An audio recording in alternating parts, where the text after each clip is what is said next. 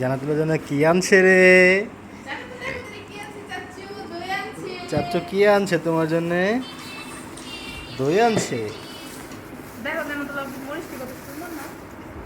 আচ্ছা, এই মরিচ লাগে খেত থেকে উঠাইছো?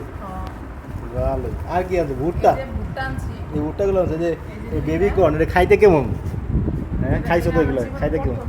জীবনে অনেক মজা না?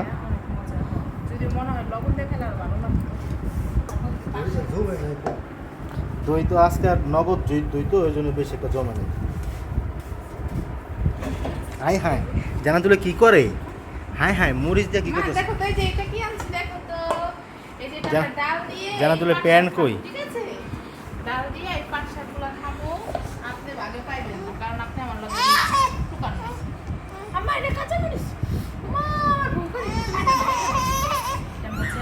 আমরা গ্রামের বাড়িতে আসছি, জানাতুলের গ্রামের বাড়িতে। আইসা জানাতুলে এই যে ভুট্টা উঠাইছে, পাট শাক উঠাইছে, তারপর কাঁচামরিচ পেয়ে গেল, কাঁচামরিচ খেয়ে দিচ্ছে, কাঁচামরিচ উঠাইছে, কাঁচামরিচ।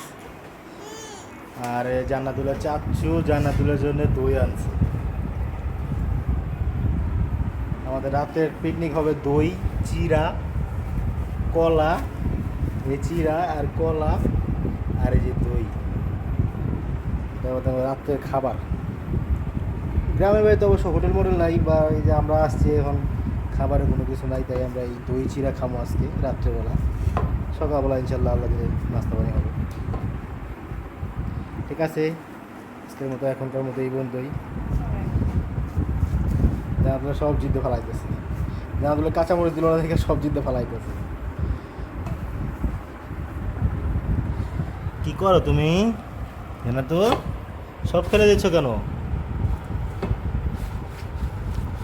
আল্লাহ হাফেজ।